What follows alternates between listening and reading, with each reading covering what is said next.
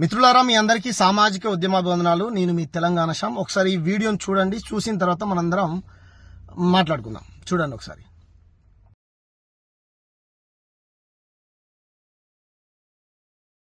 చూశారు కదా, భారత రాజ్యాంగ నిర్మాత, నవభారత నిర్మాత, మనందరి తలరాతలు మార్చినటువంటి మహానుభావుడు.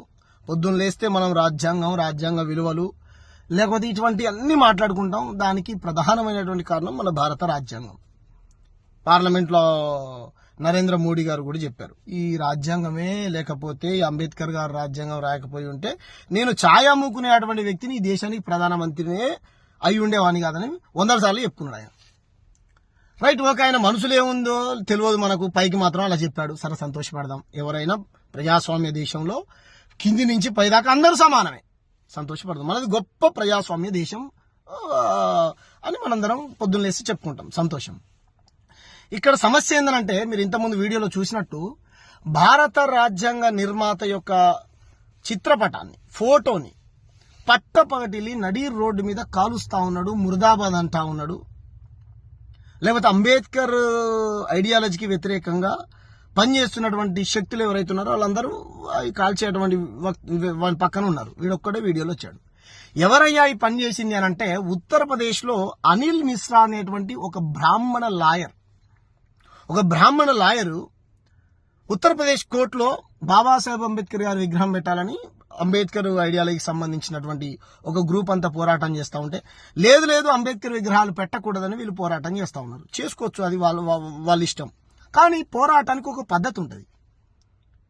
కానీ ఈ గుండాలు ఏం చేశారు, అంబేద్కర్ గారి విగ్రహాన్ని పట్టపగటిలి నడి రోడ్డు మీద లైటర్ పెట్టి అంటు పెట్టుకుంటూ ఆనందపడతా ఉన్నారు. మరి ఇటువంటి భావజాలాన్ని పెంచి పోషిస్తూ ఉంటే ఈ దేశంలో ఇంతవరకు అంటే ప్రజాప్రతినిధులే కానీ, ఎమ్మెల్యేలే కానీ, ఎంపీలే కానీ, లేకపోతే అంబేద్కర్ గారి పుణ్యాన లేకపోతే రిజర్వ్డ్ సీట్లలో ఎంపీలైన వాళ్ళే కానీ, ఎమ్మెల్యేలైనా కానీ ఒక్కరు కూడా నోరు ఇప్పట్లేరు. ఇది చిన్న సమస్య కాదు. ఇంతకుముందు అంబేద్కర్ గారి విగ్రహాలు కూల్చలేదంటే కూల్చొచ్చు, కూల్చిరు కూడా, కూలుస్తా ఉన్నారు. మనలాంటి వాళ్ళు పోయి పోలీస్ స్టేషన్లో కంప్లైంట్ ఇస్తా ఉన్నాం, వాళ్ళని పట్టుకొస్తా ఉన్నారు. అటు క్షమాపణ చెప్తుండు, మత స్థిమతం లేదు, ఆ స్థిమతం లేదు, ఈ స్థిమతం లేదంటే మనం వదిలేస్తా ఉన్నాం. కానీ బీజేపీ వచ్చినాకనే ఎందుకు అంబేద్కర్ గారి విగ్రహాల పట్ల, అంబేద్కర్ గారి భావజాలం పట్ల, అంబేద్కర్ గారి ఫోటోల పట్ల, అంబేద్కర్ గారి సిద్ధాంతం పట్ల, కంప్లీట్ గా అంబేద్కర్ గారి పట్లనే ఇంత విషం ఎందుకు చిమ్ముతా ఉన్నారు కొంతమంది పర్టికులర్ ఐడియాలజీ కలిగినటువంటి వ్యక్తులు? నరేంద్ర మోడీ గారి అధికారంలోకి వచ్చిన తర్వాతనే ఎక్కువ అంబేద్కర్ గారి విగ్రహాలు ధ్వంసమైంది. ఎందుకు?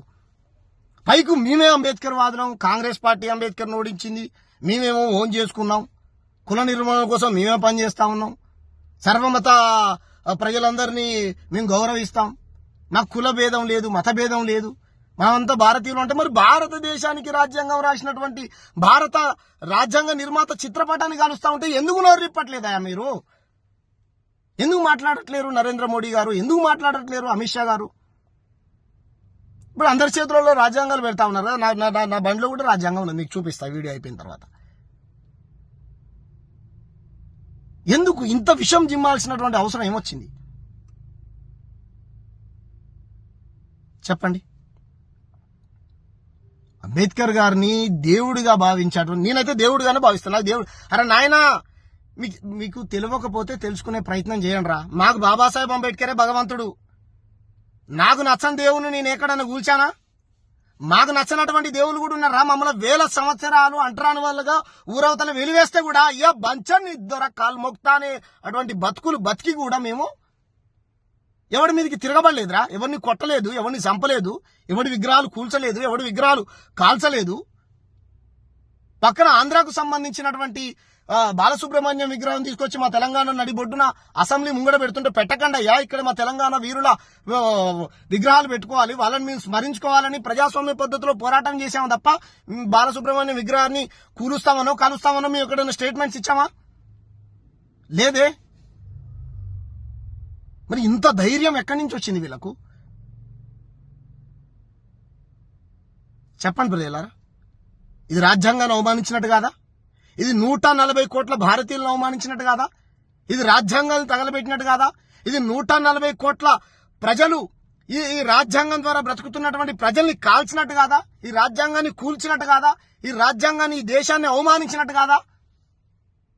హిందూ అయినా, ముస్లిం అయినా, క్రిస్టియన్ అయినా, దేవుని నమ్మేవాడైనా నమ్మని వాడైనా కాశ్మీర్ నుంచి కన్యాకుమారి దాకా ప్రతి పౌరుడు గౌరవించాల్సింది రాజ్యాంగం. రాజ్యాంగ విలువలు మనకు తెలియకపోయినా సరే మనం రాజ్యాంగాన్ని గౌరవించాలి. మనం ఏదైనా తప్పు చేసామనుకో లా అండ్ ఆర్డర్ మనల్ని కంట్రోల్లో పెడుతుంది. ఎవరు లా అండ్ ఆర్డర్ని సిస్టమ్ని తయారు? రాజ్యాంగం. నేను తప్పు చేయలేదా అయ్యా అన్న జ్యుడిషియరీ రాజ్యాంగంలో భాగమే.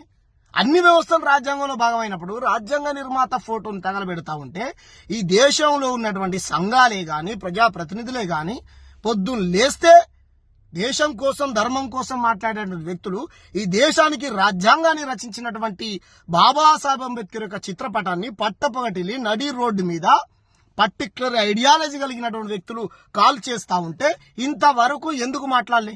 ఇది మళ్ళా ఈ దేశానికి యోగి కావాలి, నరేంద్ర మోడీ తర్వాత యోగి కావాలి అనేటువంటి యోగి గారి పాలనలో జరిగింది ఇది. మరి ఏదండి యోగి గారి భక్తులు? ఏది యోగి గారి భక్తులు రాజ్యాంగానికి వ్యతిరేకులా? యోగి గారి భక్తులు ఈ దేశానికి వ్యతిరేకులా? యోగి గారు ఈ రాజ్యాంగానికి వ్యతిరేక? చెప్పండి. మరి యోగి గారు పోయి బాబాసాహెబ్ అంబేద్కర్కు అప్పుడప్పుడు ఏదో పైకి నటించుకుంటూ దండలేస్తాడు, దండం పెడతాడు జయంతిలు వర్ధంతులు వచ్చినప్పుడు. మరి ఎక్కడ పోయింది ఉత్తరప్రదేశ్ ముఖ్యమంత్రి గారు? చెప్పండి. నరేంద్ర మోడీ గారి తర్వాత అంత గొప్ప మహానుభావుడు ఆదిత్య ఏం పేరు, ఆయన పేరు యోగి అంటారు కదా, మరి ఏంటి యోగి గారు? చెప్పండి. దేశంలో ఉన్నటువంటి ప్రతి ముఖ్యమంత్రి ఖండించాలి, ప్రతి ముఖ్యమంత్రి ఖండించాలి, ప్రతి ఎంపీ ఖండించాలి, ప్రతి ఎమ్మెల్యే ఖండించాలి, ప్రతి పౌరుడు కూడా ఖండించాలి. ఖబర్దార్, ఎవడైతే పనిచేశాడో ఖబర్దార్. నేను ఆవేశంతో మాట్లాడుతున్నా, పెట్టుకుంటారా నా కొడక. నువ్వు గనక కనపడితే ఏ చేత్తోనైతే నువ్వు బాబాసాహెబ్ అంబేద్కర్ ఫోటోని తగలబెట్టావో ఆ చెయ్యిని ముక్కలు చేస్తారా? ముక్కలు చేస్తా. నీ చెయ్యి లేకుండా చేస్తా. ఖబర్దార్ కొడుకు అనుకుంటున్నావేమో నువ్వు. ఎవడనుకుంటున్నావురా? మాకు బువ్వ పెట్టినోడ్రా. మీ ఇండ్లకి రానిచ్చిండ్రా, మీ గుళ్ళకి రానిచ్చిండ్రా. ఎన్ని దాడులురా? ఎస్సీ ఎస్టీ అట్రాసిటీ చట్టం ఉన్నా మా పైన దాడులే. మా పిల్లలు ఇంకో పిల్లల్ని పెళ్లి చేసుకున్నా మా పైన దాడులే. మేము అందమైన బట్టలు వేసుకున్నా మా పైన దాడులే. మీసాలు పెంచుకున్నా మా పైన దాడులే. బండెక్కి తిరిగినా మా పైన దాడులే. కారులో తిరిగినా మా పైన దాడులే. అందమైన బిల్డింగ్ కట్టుకున్నా మా పైన దాడులే. ఎన్నని భరించాలరా మేము? 78 ఏళ్ల భారతదేశ స్వతంత్రంలో రోజుకొక మా దళిత బిడ్డని, మా అక్కల్ని, మా చెల్లెల్ని చంపుతా ఉంటే కూడా చూస్తూ ఊరుకుంటున్నాం మన దేశంలో మేము. కానీ ఎవరిపైన దాడులు చేయలే, ఎవరిని కొట్టలే, ఎవరిని తిట్టలే, ఎవరిని చంపలే, ఎవరిని బొమ్మలు తగలబెట్టలే, ఎవరిని విగ్రహాలు కూల్చేయలే. మేము ఇప్పుడిప్పుడే చదువుకొని మా వాళ్ళు ఈ సమాజాన్ని, భారత రాజ్యాంగాన్ని అర్థం చేసుకుంటున్నాం రా. మేము 1000 సంవత్సరాలు మాకు చదువు లేదురా, మాకు భగవంతుడే లేడురా, గుళ్ళకే రానియలేదురా మమ్మల్ని. రాక మా కోసం మహానుభావుడు పుట్టి మాకు హక్కులు కల్పించిండ్రా. అంబేద్కర్ గారిని తెలుసుకోవడానికే మా ఊళ్ళకు పుట్టిన 18 ఏళ్ళకి తెలుస్తుందిరా. కాలేజ్, ఇంటర్మీడియట్, డిగ్రీకి వచ్చినాక అంబేద్కర్ గారు అంటా అని తెలుసుకుంటుర్రా మా వాళ్ళు. అటువంటి స్థితిలో ఉన్నావురా మేము ఊరవతల. ఎందుకురా ఇంత విషం? అంబానీ ఆదానిలాగా మా దగ్గర ఏం కోట్లు, బంగళాలు, బిల్డింగులు, వజ్ర వైడూర్యాలు ఏం లేవురా. ఎన్ని శిక్షలు వేయాలి చెప్పండి రా మీరు? మా కేసు మమ్మల్ని ఇంత ఘనం ఎంత పీడించిర్రా మీరు మమ్మల్ని? ఎన్ని శిక్షలు వేయాలరా మీకు చెప్పండి. అరే నీకు నచ్చిన దేవుని నువ్వు మొక్కోరా, నీకు నచ్చిన దేవుని నువ్వు కొలుచుకో, నీకు నచ్చిన దేవుని నువ్వు మొక్కో. అది నీకు రాజ్యాంగమే స్వేచ్ఛనిచ్చింది కదా. ఎవడన్నా వద్దన్నాడా? నీ భావజాలం ఏమైనా ఉంటే చెప్పు, ప్రజాస్వామ్య పద్ధతిలో చెప్పు, డిబేట్ చేయి, విమర్శించురా. ఎవడొద్దన్నాడు? ఇక్కడ ఉన్నాడు కూడా ఒకటి బతుకున్నప్పుడు అంబేద్కర్ని తుపాకీతో కాల్చేస్తాడు. మేము అన్నవారా? పద్ధతి ప్రకారం పోరాటం చేసే పద్ధతిని మార్చుకో అని చెప్పాం తప్ప రోజుకొక దాడి. ఎక్కడ పడితే అక్కడ అంబేద్కర్ విగ్రహాలు కూల్చేయడం, కాల్చేయడం ఇదే. అంతకుముందు ఎవడో బుద్ధుడు విగ్రహాలను కూడా కూల్చేసాడు.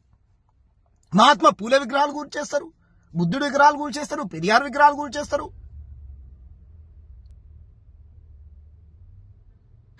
ఏందిరా మీరు అసలు ఎవరి అండదండలు చూసుకోండిరా మీరు.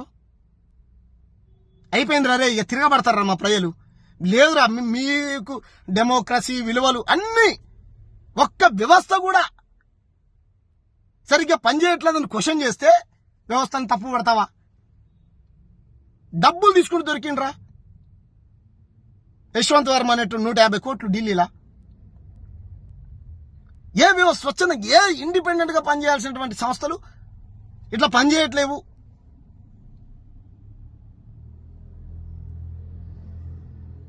ఏం చేయాలి చెప్పండి రా మిమ్మల్ని. అరే తిట్టాలంటే కొత్త భూతమడి కనిపెట్టాలరా. రగిలిపోతుంది. ఇప్పుడు యాడికి పోయారా ఇప్పుడు? వాడు ఇప్పుడు మాట్లాడుతున్నాడు, వాడు ఉస్మాన్ యూనివర్సిటీ నుంచి. ఆడిపోయినారు రే, నీ మస్తు కోపం వచ్చింది కదా. నాకు చాలా మంది దళితులు ఫ్రెండ్స్ ఉన్నారు, ఆయన ఫ్రెండ్స్ ఉన్నారు, వీళ్ళు ఫ్రెండ్స్ ఉన్నారు. ఏదిరా మరి ఫ్రెండ్స్ ఉంటే రాజ్యాంగ నిర్మాతను అవమానించింది కదా. రాజ్యాంగ నిర్మాత చాలా మంది ప్రజాప్రతినిధులు సందర్భం దొరికినప్పుడల్లా మైకులు పట్టుకుని అంబేద్కర్ గారు ఒక కులానికో కొన్ని వర్గాలకు పరిమితం కాదు అధ్యక్ష, అందరికీ అధ్యక్ష. మరి ఆడున్నావు అధ్యక్ష, ఆడబండుకున్నావు అధ్యక్ష, లే అధ్యక్ష. అందరి మహనీయుడు ఆయన. మరి ఆయన విగ్రహాన్ని, ఆయన ఫోటోని కూల్ చేస్తా ఉంటే, కాల్ చేస్తా ఉంటే నీ నోరిపోయింది అధ్యక్ష, నోరిప్పాలి. ఖండించండి. భారతదేశంలో ఉన్నటువంటి ప్రతి పౌరుడు ఖండించాలి. సిగ్గుపడాలరా మనం.